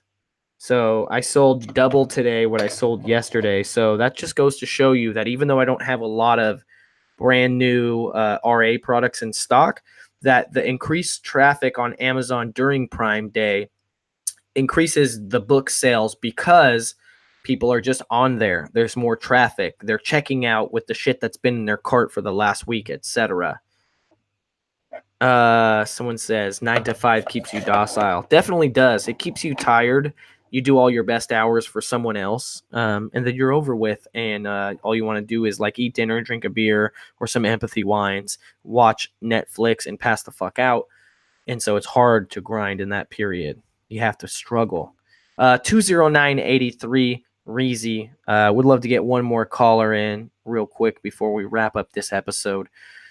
Isaac O says, do you accept beginners at this FBA for your mastermind? 100%. And that's honestly where you're going to get the most value, because there's so many people. There's plenty of beginners in our group, plenty of intermediate people, part-time, and then there's also plenty of full-time. So when you get into the group and you're like, yo, you're in the lion's den now, and this is how we operate, you're going to quickly drift towards how we operate, because that's just the norm. It's not going to be seen as, well, these guys are amazing. No, you're part of a tight-knit community of people that love and respect you, and they're crushing it. So you're going to automatically feel like you're not crushing it, and you're just going to automatically, just because you adopt the principles of the community and you're around us, you're just going to float to the top and just start crushing it.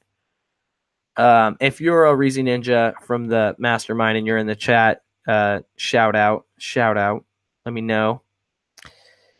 How are you leveraging the Prime Day deal? Not leveraging it at all. I did leverage it by buying several things that were super glitched out. And I talked about them earlier. Let's see. Louis M. Shout out to Louis M. We're going to be in Chicago. And I want to let you guys know this, well, no one's calling 209-83 Reezy. If you're not going to call, I'm just going to throw out, shout outs and, self-promotion stuff. So I'll be in Chicago for Turn the Page event. The tickets are very, very affordable. The tickets are affordable, man. The tickets are very affordable. Mandy, can you put a link in the chat for the tickets for Turn the Page? I don't know how many spots are left. There's 5 or less, I believe. But you're gonna not only get to hang out with me and all the other speakers, including Caleb Roth and Dave Chung, who are 2 guys that I look up to, the night before at the VIP party, but for a whole day in an exclusive mastermind event. We got a caller. Hold on a second. You're live on Reezy Talks. Who's this? Reezy, it's Mark, the ninja. Oh, what is up, Mark? How are you, man? Well, I figured I'd just give you a call if no one else was calling in and give a plug to the ninja group. Yep. That's somebody who's in it. Yeah, no, hey, for real quick, I want to know how has your business changed since you joined the group, or anything else that you want to say about the group? Basically, just give me a super fat plug right now. Yeah, I mean, I think it just opens your mind to so many different avenues, because it's not all booksellers, it's not all Nike sellers, it's not all clothing sellers, it's not all Amazon sellers, it's not all eBay sellers. You know, it's everybody's doing everything. It just opens your mind so much more to so many more different products. The accessibility that we have to you, the accessibility that we have to, I mean, all the other great guys in the group. I mean, I think both of us look forward to the Monday night mastermind chat. You know, where it's just, I mean, half of us are just working on our shipments or whatever, but it's just a great way to pull our minds together. Yep. Yeah. No. Awesome, man. But financially, are you making more money? That's what everyone wants to know. Yeah. So, big step actually today. So today, July 15th, I just matched my sales total from all of 2018. So as of right now, you've surpassed your total sales from last year. Yep. So I did 81,000 sales last year. I just passed 81,000 this year. So hell yeah. Just over And 200,000. knowing how the rest of the year is going, you're on track to do more than 160,000 ish. Yeah. Yeah. We're figuring we're at just over 200 right now. Yeah, buddy. That's awesome, man. That is so awesome, bro. Like I said, I mean, there's guys that buy truckloads of books, and you know, guys like maybe Mickey Mike and all those guys, you know, that are buying truckloads of books. There's guys that buy pallets from, you know, liquidation pallets. There's guys that go RA. You know, just a little bit of everything. Yeah, no, man, we got everything, man. But hey, I'm gonna try and get one more call before I meet you in the mastermind. All right. Perfect. See you. All right. Thanks for calling in, Mark. I promise, guys, I didn't tell him to call. Like, legitimately, he called in because he appreciates the value that he gets out of the mastermind for what he pays for, right? Like, I did not tell him call in and give me a plug. I mean, I did tell him give me a fat plug once he was here, but like, I didn't tell him to come here. So like, you know what I mean? That's legit, right? So 209-83 Reezy. Give me a call if you guys have a question, anything about Amazon, about eBay, about social media, about building your personal brand. Maybe you want to talk about chasing your dreams and your passions. Maybe you don't know where your passion is and you want me to help you figure out where your passion is. Call in. I want to help you figure out what your passion is. I feel like I can do that. A lot of people don't know what they should do or what they might be good at it. But I feel like I've kind of honed in on how to figure that out for people. So 209-83 Reezy. Give me a call. How many people are actually on the live stream right now? I'm actually going to go check it out. We got 110 people watching. I just smashed the like button and put it from 71 to 72. So I think you guys should smash the like button as well and see if we can get that to 110 or more, because there's 110 people watching. So in theory, if we go 88.8 miles per hour and then everyone also likes the like button, we'll have 110 likes, right? So there's one spot left in the mastermind. So do not miss out on that, guys. We got one more call coming in from Norwalk, Connecticut. You're live on Reezy Talks. Who's this? Hey, Reezy, what's up? Henry. It's Henry. What's up, Henry? Hey, what's good, man? Are you Henry from Connecticut? Yep. Hey, what's up? Shout out Connecticut. What's up, man? You found me on Gary V.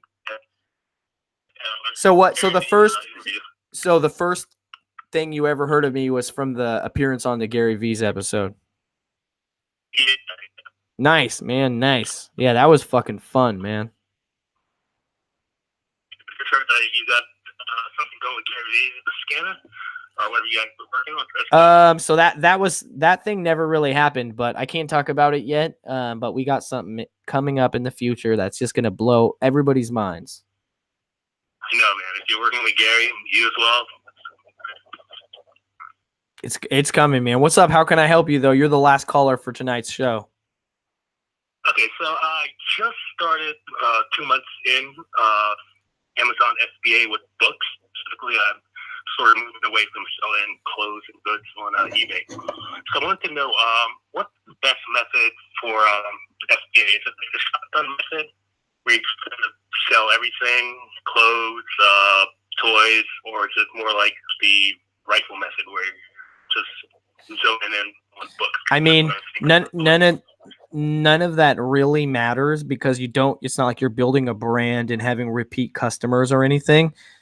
I would ask yourself, what do you have access to where you live? Are you doing retail arbitrage? If you are, what do you have around you? How far are you willing to drive? Like, what kind of supply can you actually get? Because that's going to be the real question, not, because I mean, honestly, if you can get enough books and they're great supply and it's obviously low risk, like you wouldn't really need to do anything else if that was your thing, right? But if you can't get enough books to live off of, then you need more. And so you have to get more, and then you have to decide, what are you going to sell otherwise? Electronics, clothing, what platforms are you going to sell on? I don't know, man. I really think it's more of a question of what do you have access to than it is what should you do, right? Yeah. This week, last week, I went to one of the Goodwill outlets and spoke to the general manager about buying pallets.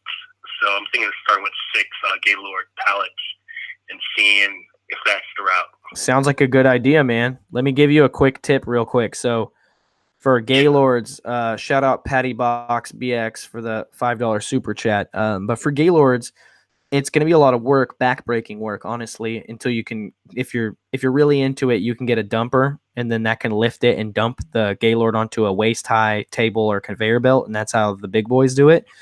But while you're testing it and while you're ramping up, you're going to have to do it the backbreaking style, where you're literally bending over at your waist and getting in the Gaylord and getting the books. But do not make the rookie mistake of scanning the books in the Gaylord. It's a very, very rookie mistake.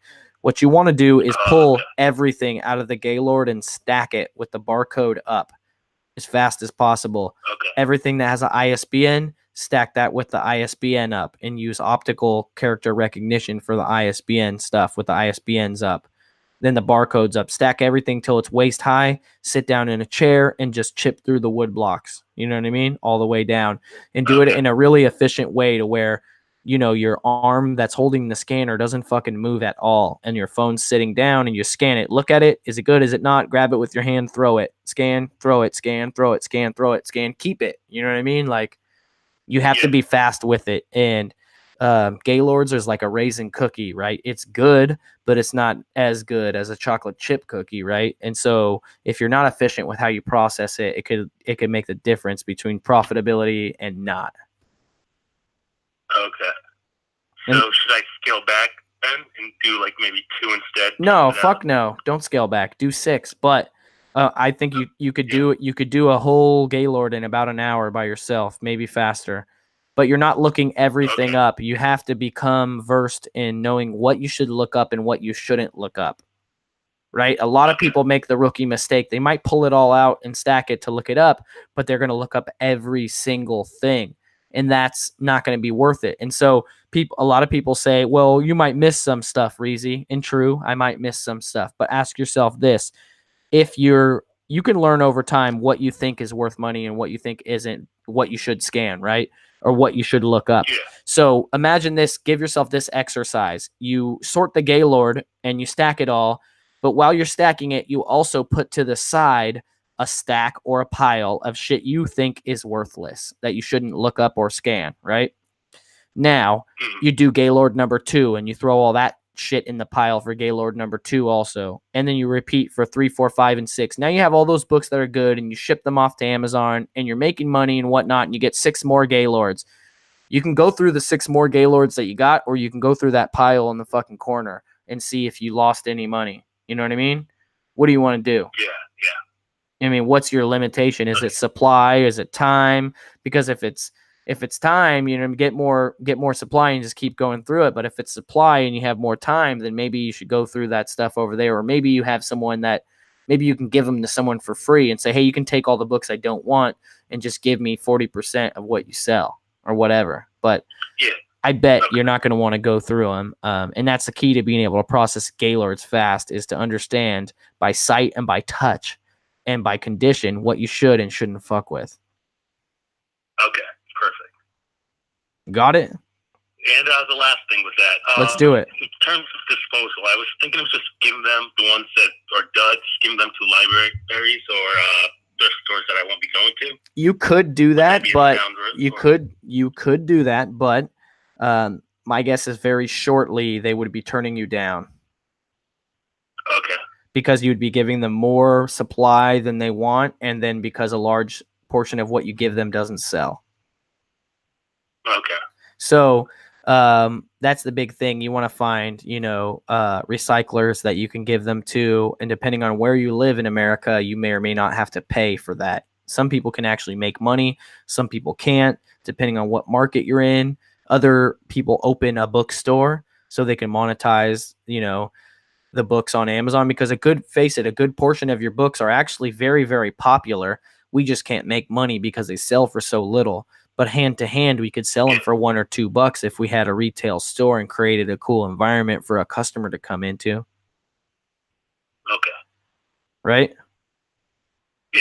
Yeah, so a lot of people do the bulk books plus bookstore, and they split their operating facility to where half of it is the bookstore and then the back half is the processing.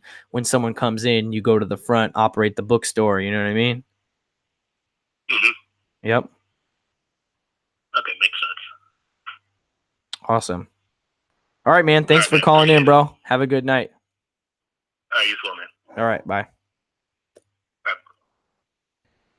All right, guys. So the mastermind is now full. Thanks to everybody that joined the mastermind. But mastermind live chat is going to start in about 10 or 15 minutes. I'm going to take a small break between this show and the private mastermind show. If you appreciated this show, please like the video and subscribe to the channel. If there was any specific moment of the show that you thought like was a super sick value or like extra nuggety, comment down below and let me know, not in the live chat, but comment in the comment section and let me know what that was and if there was a timestamp or whatever. Also, if you're still here and you're just super Reezy Ninja, comment in the comment section. So there's the live chat, but under the video, there's a comment section. So just comment down there and leave me some well wishes or whatever you want so we can get the video stimulated and engaged so it will show it to more people. But I'm very excited, guys. I have a couple YouTube videos around Nike shoe hauls that I'm going to post soon.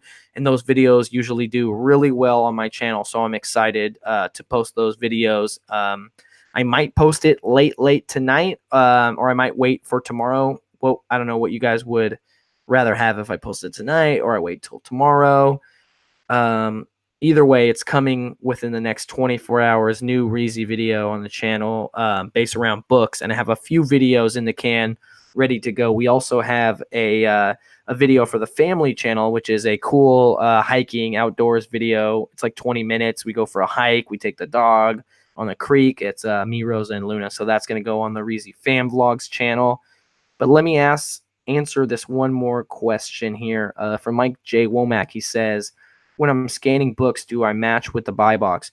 Generally, matching with the buy box is going to be your best bet. If you want to hold out for a higher price, you could do that. But matching for the buy box, that's the market price, and that's how you're going to get the sale as soon as possible. So that's generally what you want to do, unless you want to hold out. But yeah, 99 people watching. I appreciate you guys.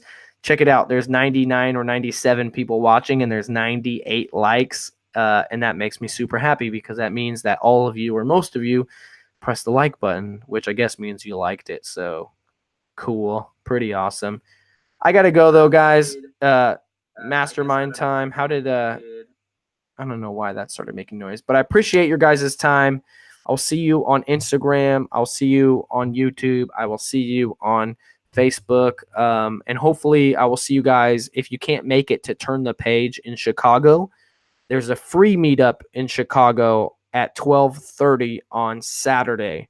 So I'm not announcing the location yet, but it's in Chicago on Saturday. It's a free lunch meetup at 12:30 p.m. this Saturday. Free Reezy Ninja meetup, pizza lunch, pizza beer lunch meetup in Chicago on Saturday. Stay tuned. Instagram, Twitter, Facebook, all that for the location. Mandy, do you have the location actually while we're here? Can we just put the location out there and let them know? I figure we're so deep into this video that by now the only people that are actually still watching are like super duper Reezy ninjas. So if we get the address for the meetup, that would be amazing because I totally lost it. Yeah, so Mandy's going to give us the address here in a second. And if you guys want to come out and meet me, hang out for a couple hours, literally just 2 hours, eat some pizza, have some beers, take a selfie, chop it up for a little bit, that would be really great. That's a totally free. You got to pay for your own food and beers, and you got to buy me a beer. Just kidding. This Saturday meetup in Chicago at Lou Malnati's. And it would just be, it warmed my heart to see like a bunch of people come out. Like, don't even tell me you're coming, just roll out. And it's like 20 people, and I'll be like super stoked. That'd be sick. If there's like 20 people, I'll be stoked. That'd be really tight. And so we're just waiting here on the address here. Mandy's going to come through with the address real quick. And the address is 1120 North State Street. We're going to be having a pizza lunch at Lou Malnati's and beer, 1120 North State Street this Saturday in Chicago. So if you can make it to Turn the Page, please come out to that. You're going to get a lot more time with me, a lot more socializing time, a lot more inside stuff, a lot more networking opportunity, crazy networking opportunity. Everyone's going to a baseball game after the event, and that is where you want to go for the crazy networking value, right? Because if you build a relationship with someone based on a good day with them, that could change your future, right? But yeah, super amazing. If you want to come check that out. But if you can't make it, you can't afford it, or just want to come through and, slap hands, you know what I mean? Get some pizza. Let's do it, right? Saturday, Lou Malnati's, 1120 North State Street in Chicago. Appreciate you guys. And somehow, if you've made it this far in this video or this podcast episode and you don't know what we're talking about, selling on Amazon and all that stuff, make sure you go to my website, resells.com, and grab a copy of the free Amazon course. Otherwise, guys, let me take one more sip of this delicious Empathy white wine. You know what we say around here, guys. If you ain't flipping, we're slipping. Peace.